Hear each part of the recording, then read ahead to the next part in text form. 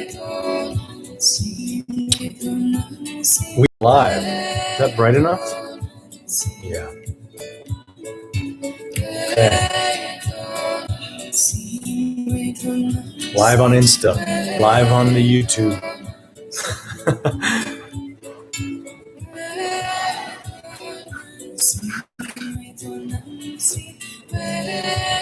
How's that?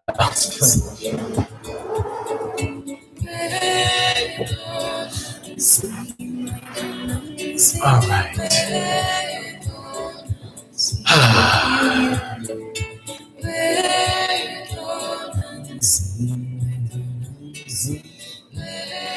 Going straight for the questions, huh? Do you do cupping? What about a hello?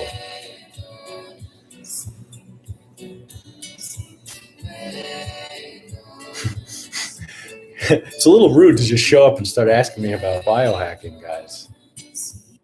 Come on.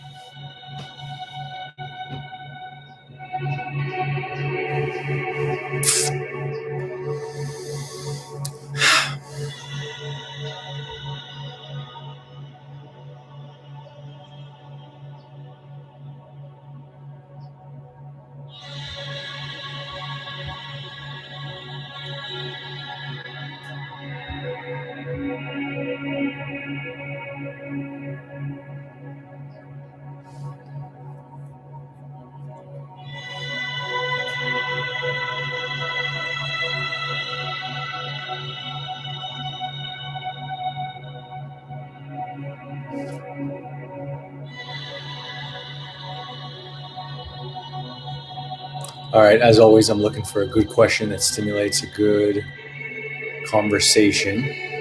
What's up, Wakarisim? Justin, Forecall, Magic Ramp, working on myself. Kai, Luke, Zara, New Balance, Nate. How y'all doing? I'm just tuning in, letting a good question come my way so I can stimulate a flow of a conversation here.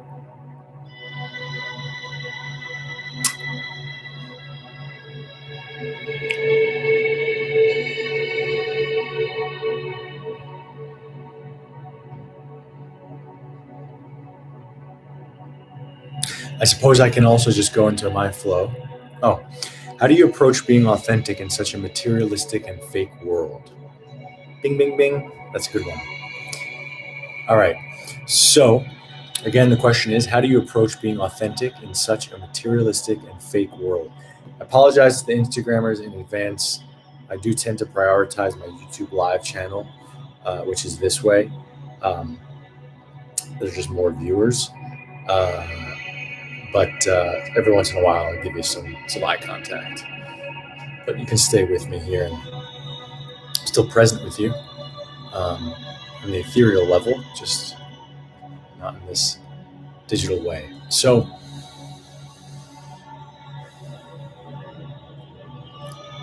I mean, at a certain point in time, you have to make a decision that your authenticity is more important than connecting with materialistic or fake sort of film of layer of existence, right? There's a decision that you have to make at some point where you choose authenticity over anything, and there's a lot to lose, so to speak. And what you can lose is things that you've cultivated, right? Relationships, jobs, all different kinds of things that have supported you, potentially in an authentic way and in a materialistic way. It's just a part of you that has lived in that vibration, that has survived in that vibration. And you don't know that when you jump out of that vibration that you'll actually be met with a whole world of people who do in fact, who do actually live from an authentic place, right? So we stay. Mark Bartosh, what's up, dude? What are you doing on Instagram? Get off Instagram. That's one of my mentors and best friends right there, Mark Bartosh 14. He doesn't even use the thing. I don't even know why he's on it. Let me open this thing. All right. So, get off Instagram, dude. You got a family to take care of. So, when you jump off of the inauthentic lifestyle and you start connecting with other people, you end up getting both, right? Oh, dude, this is your shirt. This is Mark's shirt. Oh my goodness, that is so cool. It's my favorite shirt. So you end up jumping out of that lifestyle of connecting in a materialistic way, and the fear is that you won't have what you have. You'll lose your job, or you'll lose friends, or you'll lose whatever you lose. You'll gain twice as much, right? So again, whatever you lose by leaving an inauthentic life, or by leaving inauthentic connections, relationships, you're going to gain and then some. So really, it's just about making a commitment with yourself that your authenticity is more important than any material or sort of perceived comfort or even perceived need. Like, I remember leaving an inauthentic job. I felt like I was going to starve, right? You can't see it at the time, but when you leave the inauthentic job, you create a world of possibility after closing that up, right? So hopefully that answers your question, Jordan. You make a commitment with yourself. For me, I realized when I was sick that I became sicker when I did inauthentic things, right? So anytime I did something inauthentic, I would feel very unwell. So for me, being authentic was a matter of life and death, right? It was the only way I could heal, was to find my authentic voice, to have authentic connections. Inauthenticity felt like it was making me sick, right? It still does to this day. So I'm sure I could more wholesomely answer that, but that should do the trick. It's so hard to date in this world. So many trying to be something they are not. I'm 47 and been trying to find someone real.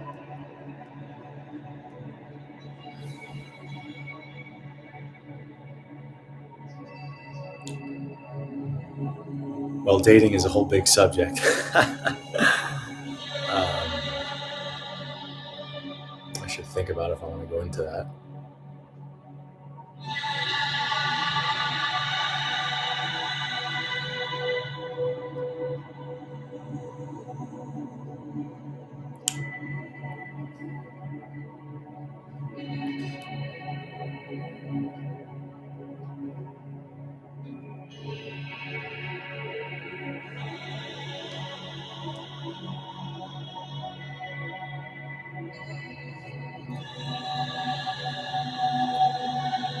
Can you talk about your time spent while in the jungle in South America after? What do you mean? Tell me more. What do you mean about? Do you have a specific question about that time?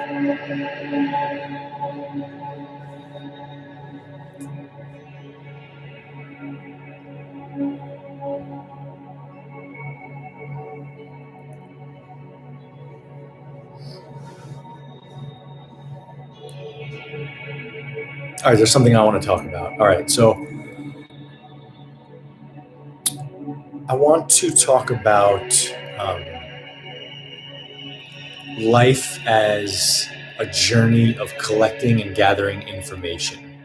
Okay, so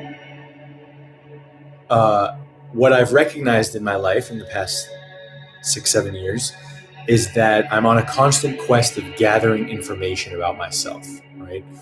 And many of the things that I do, they don't make total sense, right? They certain lines that I follow or things that I go after, they don't make total sense. But what I've recognized about life is that when we have a desire for something, or we have a pull towards something, instead of labeling the pull as good or bad, or discerning like, okay, is this thing going to help my life, or is this thing not going to help my life? Now I'm talking about many different things, financially, or chasing a woman, or um, anything that you want, it comes down to wantings. Whatever you want inside, right? When you go after what you want, you gather information. You learn information about yourself through the going after what you want. So one of the most powerful things you can do is be honest with what a real want is, and then go after it without assessing it, judging it, looking at it and saying, is this right or wrong? Is this bad or good? And what you do is you end up gaining information. You learn about, well, why was I interested in that thing? Does the thing actually serve me? Is it good for me? And you end up decharging something inside, right? You end up sealing a gap of something that you viewed as outside of you, right? So typically when we really, really, really want something, we view it as outside of our field, right? It's like, I really, really want that woman, and it's something that's out there and it's away from you, and that you have to do a song and dance in order to get the thing. Or maybe it's money, or maybe it's a nice house, or maybe it's whatever it is that we want, right? We all kind of want the same shit anyway. A partner, money, a house, health. Even health, I would say, is similar in that if it's outside of us, we're kind of giving our power away or losing our power, right?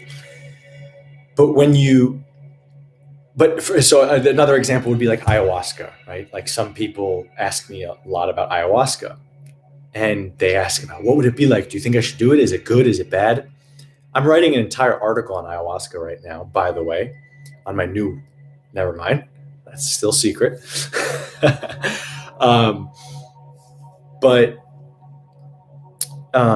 Damn, it's going to get dark here. I don't really have any lights. Any lights on that side? Oh. Uh-huh. Yes, I do. Yes, I do. Boom. Perfect. Okay. So what I was saying is that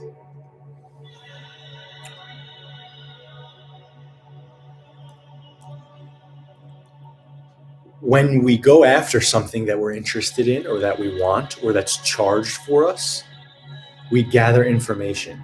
What do I mean by that? Well, if you're asking about ayahuasca, you can gather information to a certain degree. You can find other people's opinions, you can research, you can whatever. But until you experience the thing, you really don't know. You really don't have a knowing inside of yourself until you experience the thing.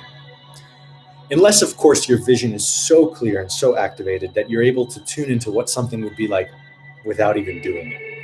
People have that sort of power, right? But for the average person, the majority of people, they need to experience something in order to gather information. So if you really, really want a woman and you're negotiating with yourself, should I go after it? Should I not? Is it good? Is it bad? Is it right or is it wrong? The ultimate enlightenment is very much just listening to your wantings and going after it.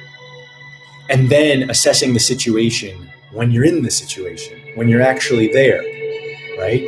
When you're actually with the woman or with the man and you're experiencing their physical body, right? Then you're like, oh, is this what I want? Is this serving me? Is this good for me? And then you end up collecting information about yourself. Again, that's the only thing that life has. Life is literally a gathering of information, right? It's a mystery until that point.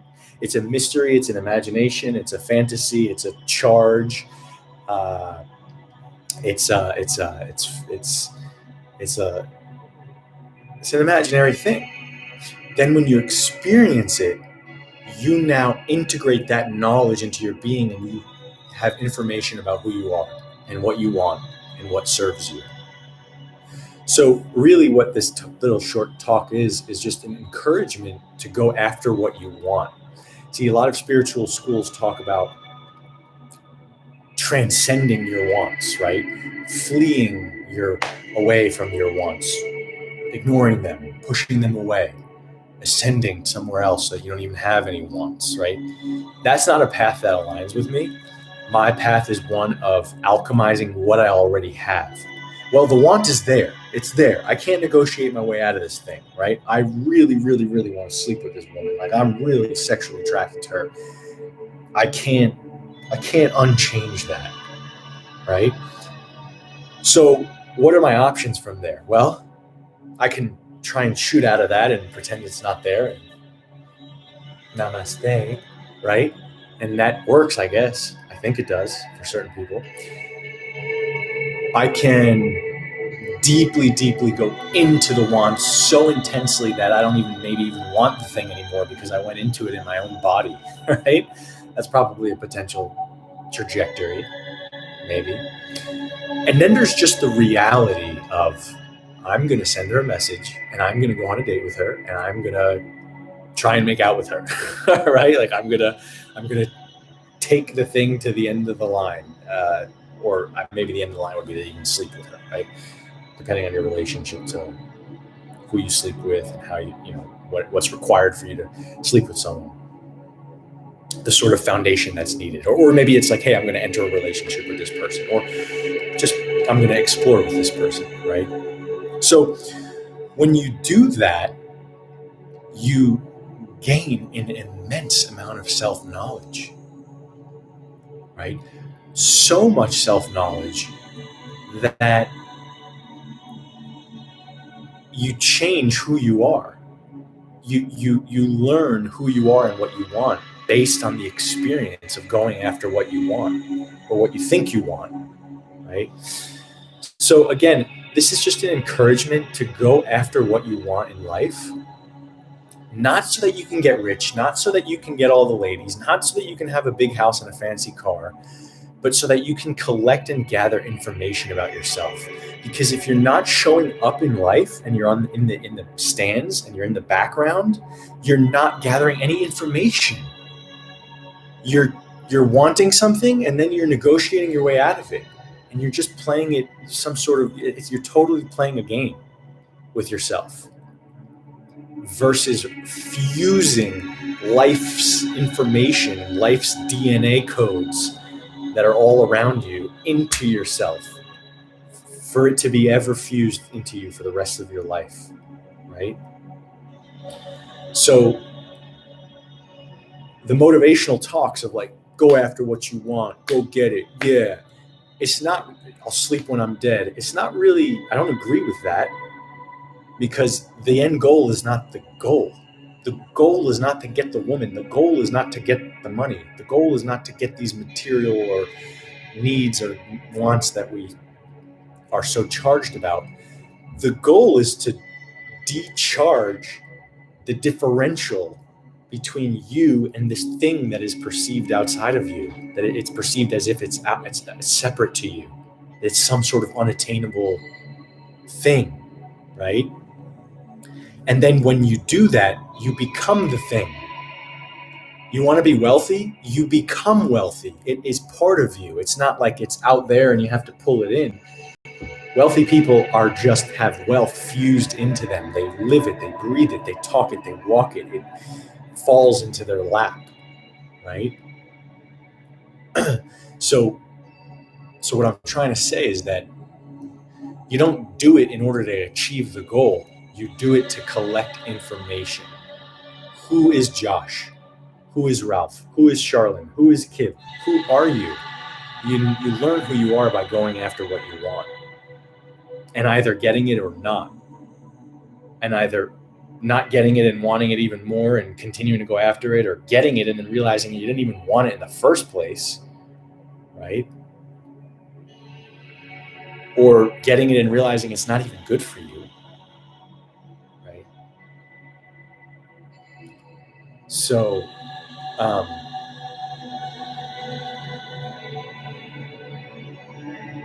so again, just an encouragement to go after what you want. I've literally gotten to this place in my life now where I do what I love. I make good money. I travel the world. I can do whatever I want, whenever I want, whatever I want, whenever I want. And it's because I've continued to go after my wantings, and I haven't made them wrong.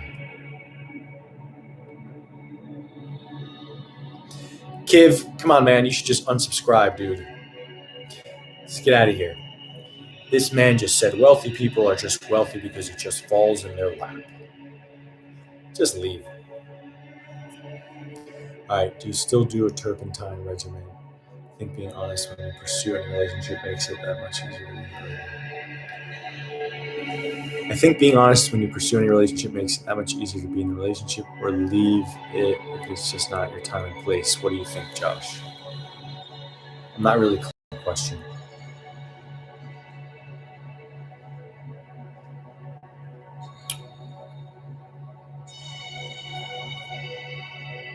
Can you tell us how the process of learning is important? Is it a process or results that matters more?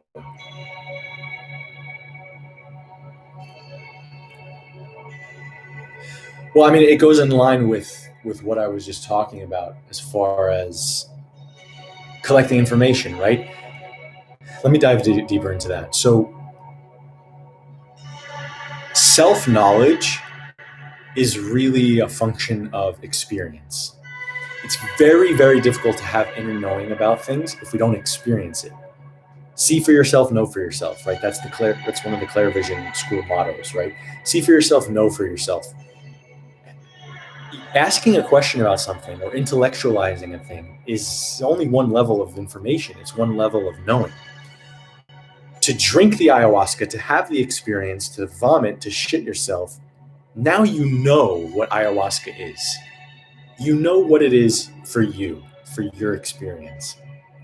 And no one can change that for you. No one can tell you you're wrong or you're right or this or that. You had the experience. You won the t-shirt. And that is, as I continue down this path of spiritual life, that is what life is. It's a series of experiences that take us closer to who we are. It's literally a series of events that take us and show us who we are. I mean, it's that simple. Hold on, my YouTube just got super blurry. So, what do I mean by that? Well,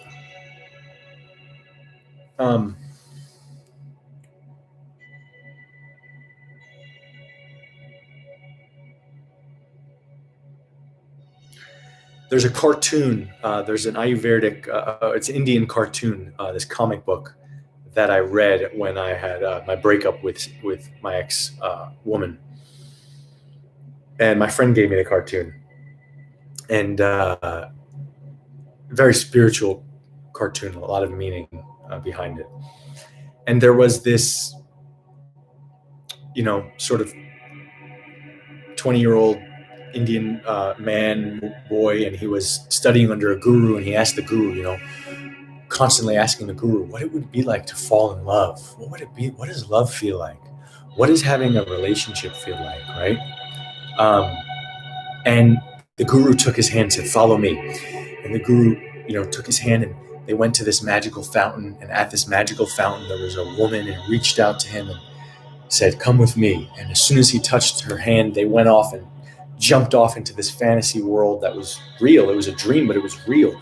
And he had 4 kids together, and they lived in this village, and they lived, with cows and goats and sheep and all these different animals and so much abundance. And they just had this amazing life together. Again, 4 kids, right? And then there was a tsunami that came and wiped out the whole village, and him and his family and a couple of the dogs just got on this boat, and they were on the boat treading for their dear life to try and survive during this tsunami. And a huge wave came and knocked everybody off of the boat, and the wife drowned, and the kids drowned, and the dogs drowned, and the man was left by himself, screaming at God, screaming at his guru, "Why would you do this to me? How could you do this to me? What the heck?" And then the guru appeared and touched his hand and pulled him back into the very same ashram that they were studying in the first place, and looked at him and smirked and said, "Well, now you know what it is like to have the experience," and that was the end of the comic. That was the end of that episode. You know, I, that's what life is. You have the experience. Ideally, if you could have an experience without getting so invested in, aka marriage and kids, because that's for life. The kids are, at least.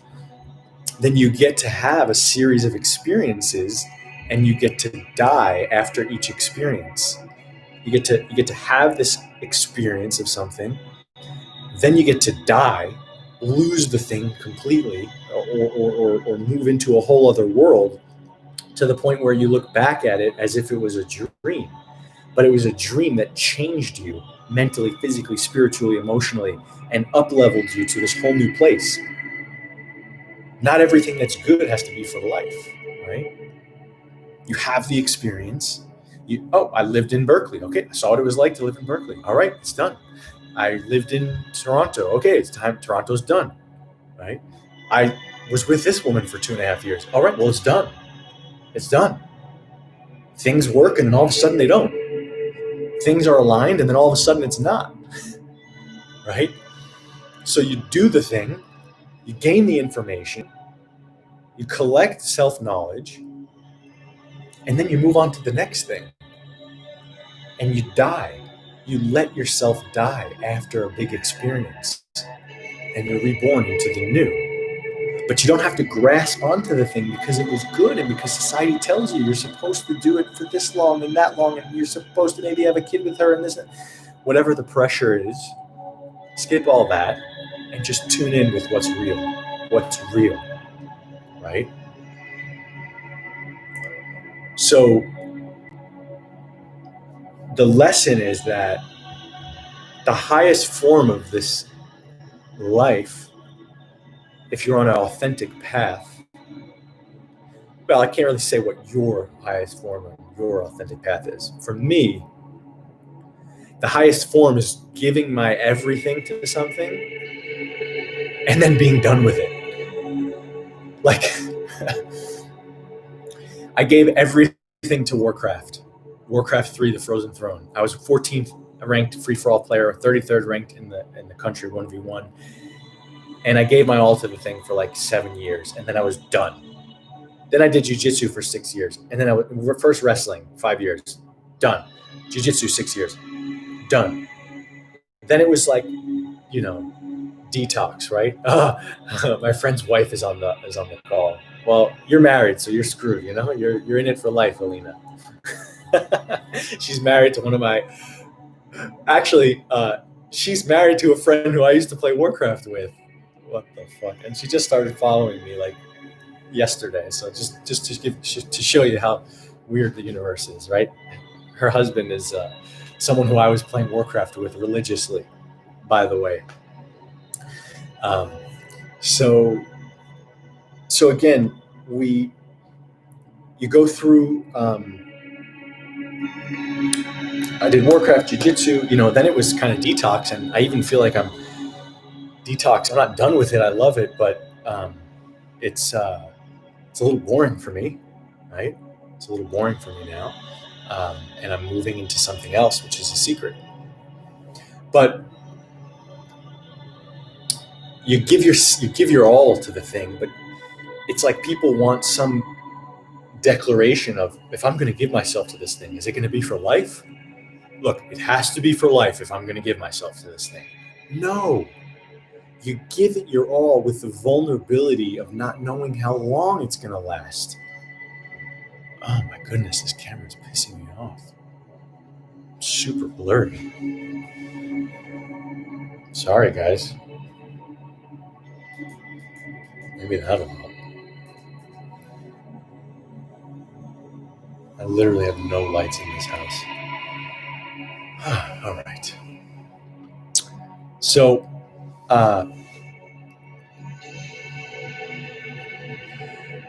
do you guys want to continue hearing this rant, or should I change on to something else? I need some positive feedback here that I'm on a good trajectory. I can't see your faces or feel your energy. I can't feel if you're captivated or not.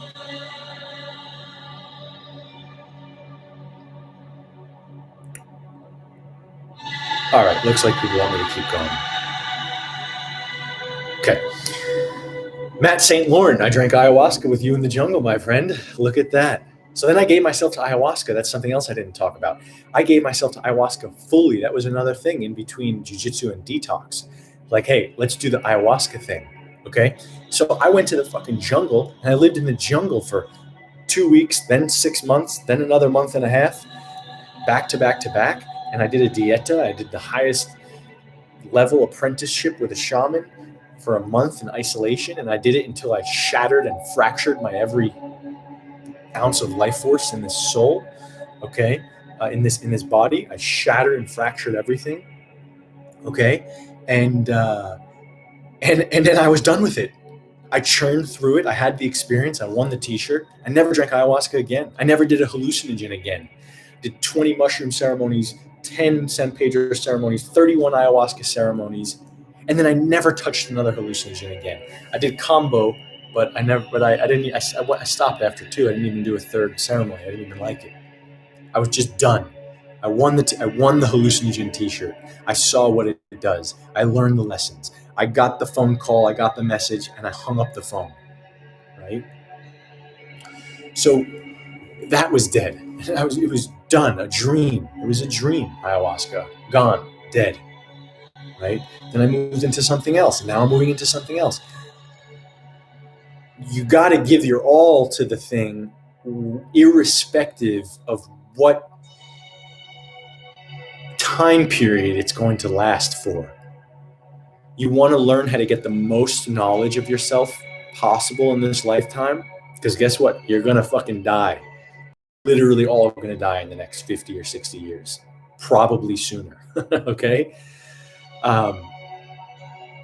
So what do we got to do? Well, we got to get information about ourselves. We got to get information about ourselves before we die, right? We got to learn who we are, because the more you learn who you are in this lifetime, the better chance you have of going someplace really nice when you die, right? So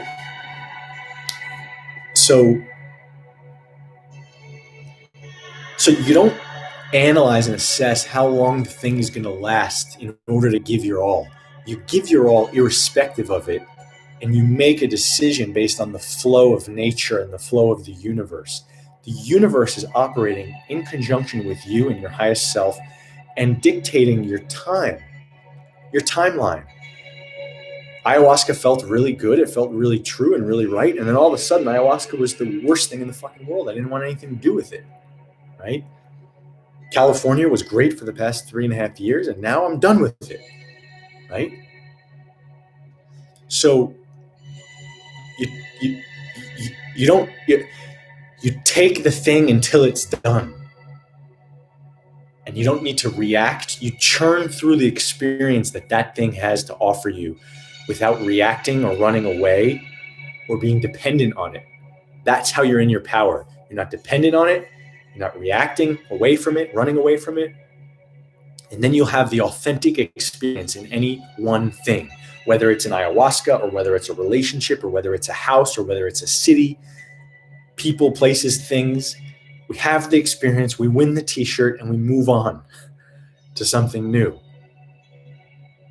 Again, going back to the first piece where you go after what you want.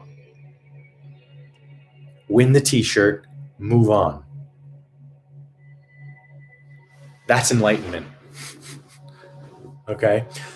Well, that's a beautiful question. What about the beauty of dedicating yourself to a craft for a lifetime and evolving ever more within that craft? It's beautiful, okay? But think about what that is. That's very dutiful, Black. I always forget your name, dude. I know your energy so perfectly. I know exactly who you are, but because your YouTube name has nothing to do with your real name, I always forget. Jason, thank you, man. So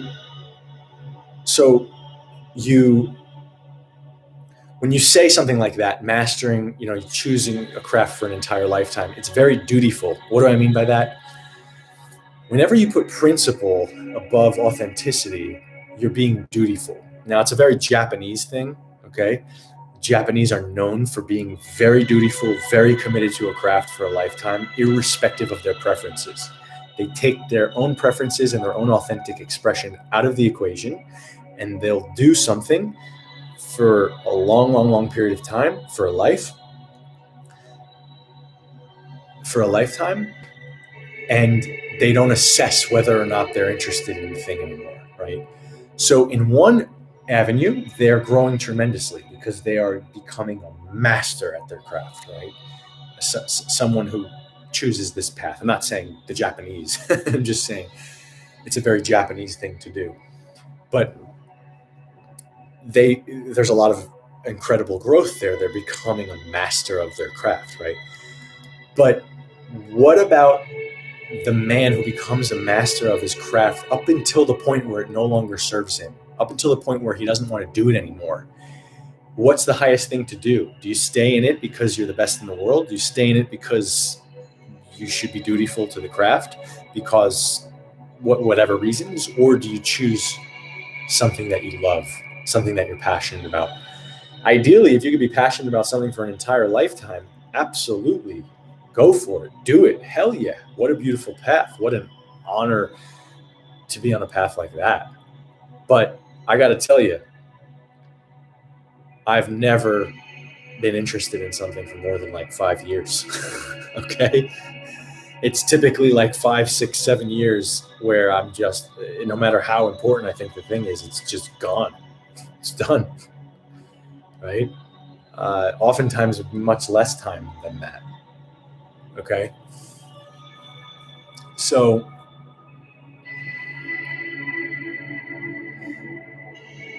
yeah, I mean, as soon as the art becomes boring,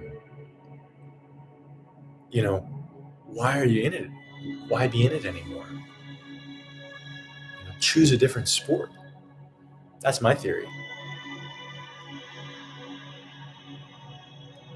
If it doesn't intoxicate you and excite you, I'd probably choose something else. I mean, I think I'm in the middle of that right now, to be honest with you guys.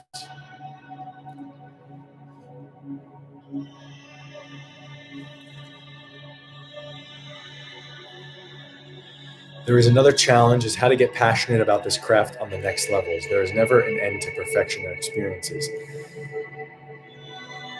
Yeah, I mean, you could reinstate your will and your passion for something. There's always a way to do that, right?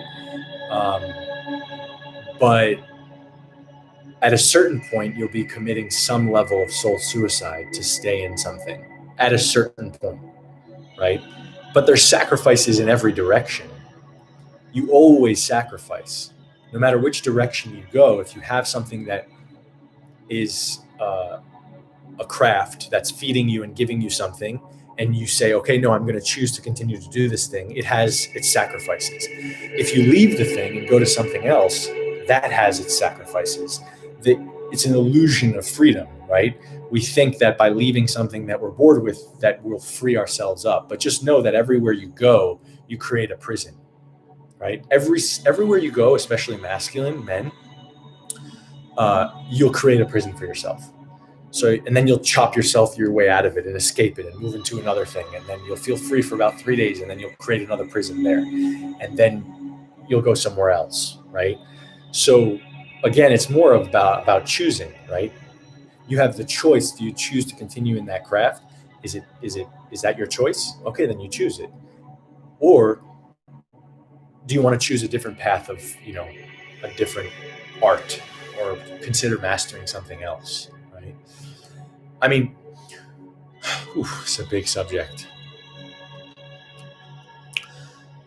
If you look at UFC fighters or even jiu-jitsu fighters, they get very depressed when they're done with the sport. And they may be done with the sport for many different reasons. Sometimes they lose their heart. Their heart's no longer in it. Sometimes their body gets injured. Sometimes they're no longer good. Sometimes they get knocked out too many times.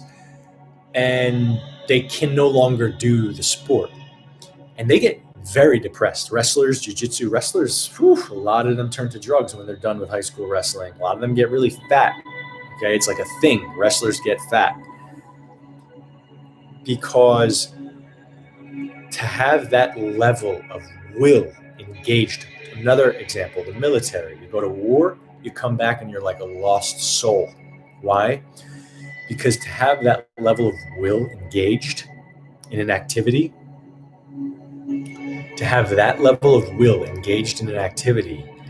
especially with brothers and sisters in a camaraderie like that, is so chemically altering, is so deeply altering on a physical, mental, spiritual level. To give yourself your whole essence to one thing is the epitome of being in the flow state. That when you leave the thing, or when the thing is done, the war is complete, the fight is over, you break your leg, you're at odds with yourself. Ballerina would be another example of this. If we move more towards something feminine, ballerina, gymnasts, okay? It's like they want to kill themselves when they're done with it all because they don't know what the purpose of anything is, because they gave everything for this thing. And that is so fulfilling somewhere. That is so alchemizing and transformational that when they get to normal life again, doing the dishes, cooking, talk to my friend Robbie, yeah, we're going out to dinner, we went to TGI Fridays, oh, Rebecca, what did you think about the mimosa, right? It's like, oh my God, I can't even, what am I doing in this life? What is this? What is life? What is the fuck? Like what? I'm going out to dinner, Okay. So the normalcy of life is is hell compared to the flow of war, or the flow of fighting, or the flow of being a ballerina. So the art form there is to convert all of that wisdom and all of that skill set that you developed in that scenario, right? You cultivate something in your energy body, right? So you cultivate, there's also an identification, exactly, but you cultivate something in your energy body around a certain sport or adventure, and you're forever changed because of that cultivation. Military people have a very certain flavor. They have a flavor. You look at them and they talk to you, and there's a flavor that they exude. They cover the flavor of the room with themselves in a very particular way, right? And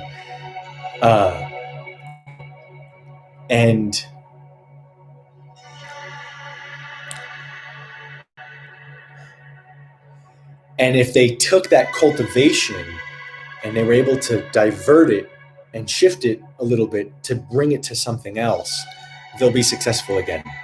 They'll be happy again, particularly if they can do it to the spiritual journey, right?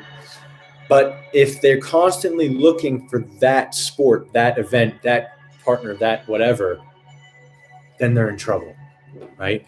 If they look at it as it was war that was my freedom, it was the war that was my purpose, my reason. No, the thing you cultivated inside of you while you were at war is the thing that you can now bring into the world. But you do need an avenue for it, right? And you do need to potentially create that avenue or find that avenue. And that can be very hard, very, very hard. Okay? Politics and social media are not going to fill that void, no doubt. Okay? So again, the brotherhood forged in the trenches, like you just said, Loktas, the brotherhood forged in the trenches, or the sisterhood forged in the trenches, I mean, that changes you forever. And it makes you want that forever. But how do you take that thing and allow it to live in you forever? How do you allow it to express through you forever? Well, if you were used to going in the military and at war, I mean, you probably have to come home and do jujitsu. Well, when the jujitsu is finished, you probably have to go on a spiritual journey and probably lead thousands of people through the journey of the light versus the dark, right? And go drink ayahuasca and go do these intense things in order to get satiated, right? But you can't look at it as the war's over and therefore I'm screwed. There's nothing else to live for, right? So there's a little more there. I didn't fully explain and wrap it up as perfectly as I could have, but I think you get the gist. I hate this light. I got to do these during the day because I just can't do this light.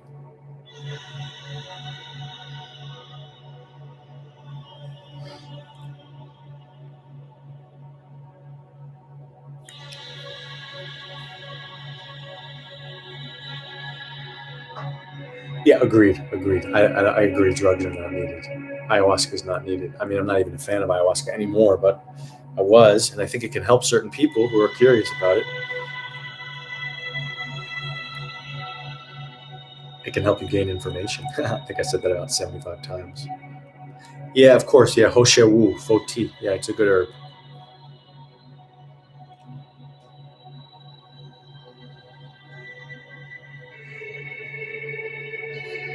Go more into the masculine prison. Okay, I'll go into that, and then I think I'm going to go. I do the full hour, but this light is like zapping my energy. Okay, it's a little LED light. It's just shooting into my face. Don't like it. All right, so go more into the masculine prison. So typically what the masculine is on an ever-searching quest for freedom, and the feminine is on an ever-searching quest for love. When I say masculine or feminine, it does not mean man or woman, because there are masculine women and there are feminine men. And there's not a judgment in that. But the masculine structures inside of a human being often are on an ever-present, ever-growing search for freedom. They want the remote job that pays them. They want the remote job that turns into passive income that ends up paying them $10 million a year, and eventually they need $100 million a year. Then they need the airplane so they can go anywhere, and the helicopter so they can travel anywhere. They need the hot girlfriend, but then they need multiple girlfriends because the one girlfriend gets too boring and they feel too constricted. So then they need 5 different girlfriends, 5 different ages, who all have different flavors in all different parts of the world, and they need 5 different homes in every different city of the world, and all of the different food, and then they need a computer and an iPhone and an iPad and Instagram and Facebook, and they need all of these different things. Okay, and then they'll have enough freedom, right? Then they'll have enough freedom, and only then, when they have enough freedom, will they look at the thing as a okay, and they'll look at it and be like, oh fuck. I'm stuck here because of this. I'm stuck here because of that. I'm a slave to this business because if I don't do this, then I'm not going to make enough money and I'm not going to be able to do this. And the whole lifestyle, okay, becomes a prison. Okay? And so they chase freedom, breaking out of these perceived prisons. Then they get the freedom. That becomes a prison. They have to break out of it again and break out of it again and break out of it again. And they'll never be enough. It'll never be enough. Never. Okay? According to, David Data's work, only is it enough when they get the essence of the feminine that fuses into them, and that feminine essence regenerates them. And then it's enough for a split second, and then they want more, or they want something else. They want a different flavor, right? So that's the prison creation of masculine energy, right? Each relationship, each job, all of your responsibilities, they all become a prison that you have to break out of. Now, that's not to say that you don't break out of the prisons. That can really help you and transform you. But it's also not to say that you believe the illusion that everything you're doing is really a prison and that the other side of it is really your freedom and your get out of jail card, right? That's a trap. Just know whatever you leave, whatever you move into next is going to have its problems, it's going to have its complications, it's going to have its difficulties, it's going to have its sacrifices. Richard Branson from Virgin Atlantic, he had an intern lunch, and all these interns were asking him questions, and the intern sitting next to him was asking him the most amount of questions. And eventually, after an hour of listening to these questions, he just turned to the intern and was like, dude, you got to get bigger problems. You're boring me, right?